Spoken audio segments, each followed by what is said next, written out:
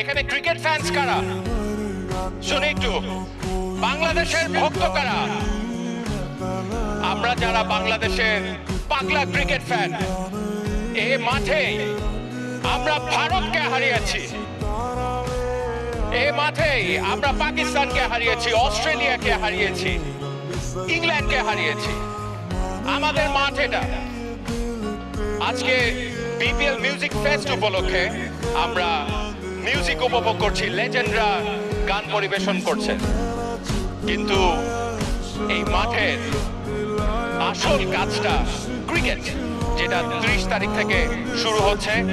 7টা দল will face of, দেশের বিদেশে সেরা তারকারা মুখোমুখি হবে একটা ট্রফির জন্য। এবং আমি বিশ্বাস করি এই বিপিএলটা উইল বি দ্য বেস্ট